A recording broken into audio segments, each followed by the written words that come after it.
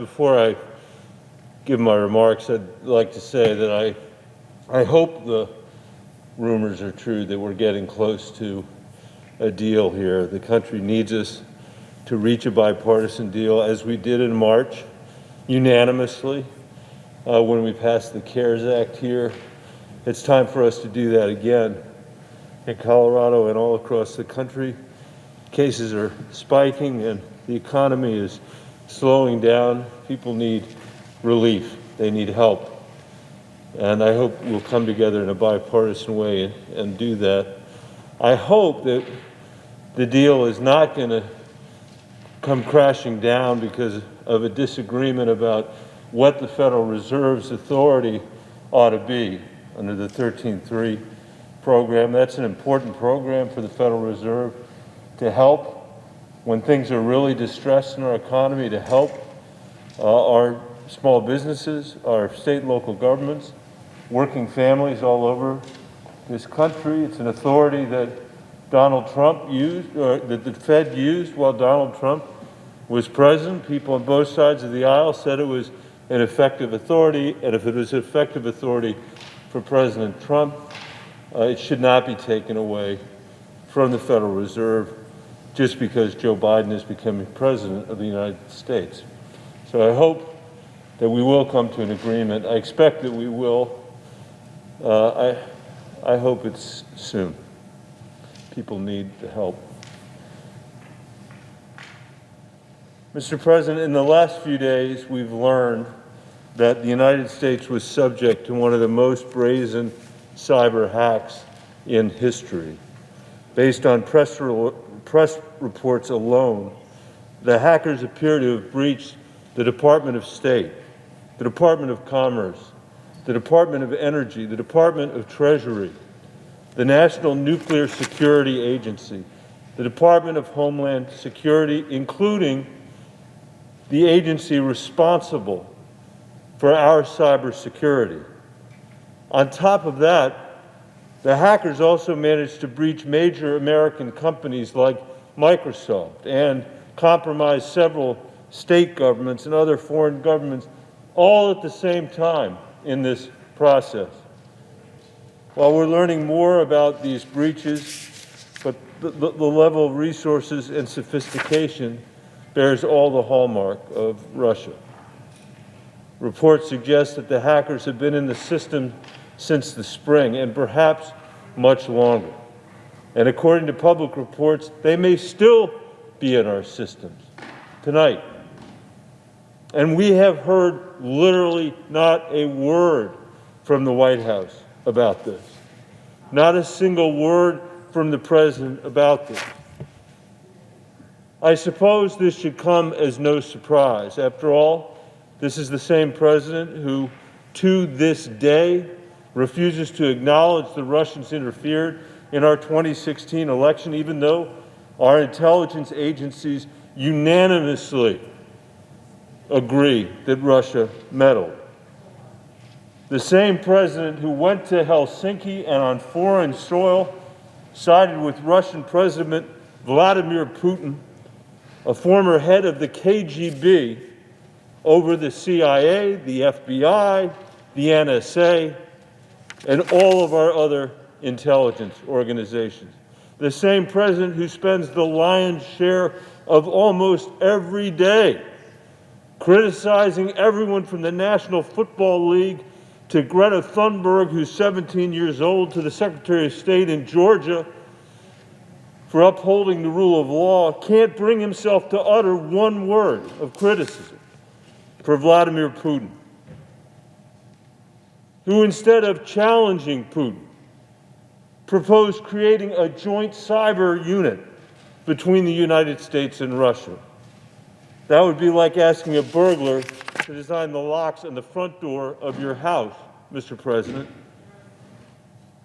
The Trump administration is not known for its consistency. But here is the one place they have been resolute and consistently weak: coddling dictators and abandoning our democratic allies. As a member of the Intelligence Committee, I can't say for sure today whether this weakness emboldened or enabled our adversary. We're going to have to study the facts. But the administration's abject fecklessness certainly hasn't helped. To understand how weak the Trump administration has left us, it's important to appreciate the wreckage of their total war on the federal government.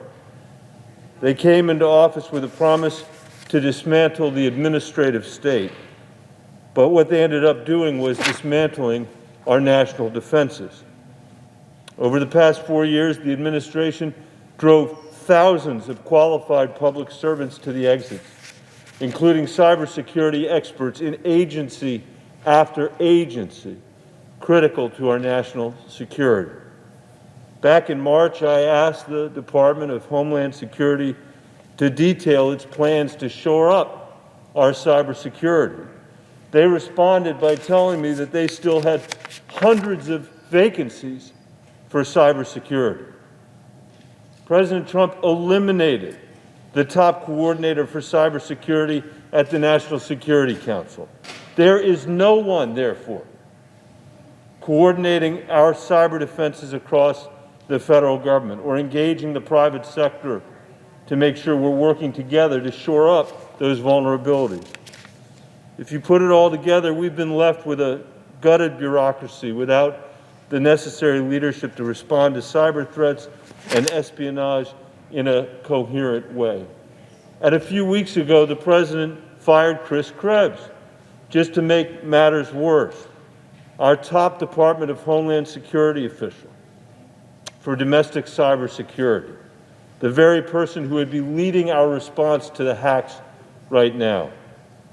But he's gone. He's gone.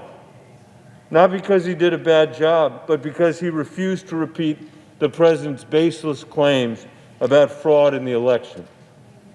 Claims the President is still making as we meet here tonight, more than 6 weeks after the election and 4 days after the Electoral College confirmed Joe Biden's election. In the last few days alone, the President has tweeted at least 25 times about fraud in the 2020 election, something he completely has invented in his mind. But he hasn't said one word about the most far-reaching breach of cybersecurity in our history by a foreign adversary.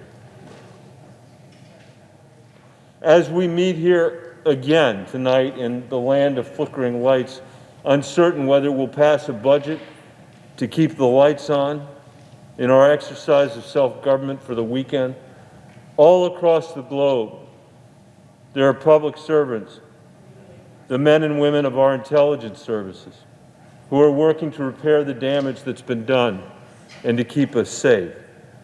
They deserve, and the American people deserve, a president who makes clear that we won't tolerate intrusions like this. A president who rallies our allies to our common cause. If we've learned anything this year, Mr. President, it's that our government has proven itself woefully unprepared to deal with emerging threats, not only a cyber attack, but also a global pandemic. This year has also taught us that the cost of ignoring these threats is much, much greater than the cost of addressing them head on. But to do that, we need a president who doesn't bury his head in the sand or his face in Twitter, a democracy that can think beyond the next commercial break on the cable news. They can put aside festering partisanship and forge an enduring national security policy for the 21st century. And Russia is not our only concern, Mr. President. I can assure you that China is not chasing the latest controversy on Twitter or cable news. They're building roads and bridges and airports across the globe. They're laying fiber optic cables beneath the oceans. They're competing with us in space.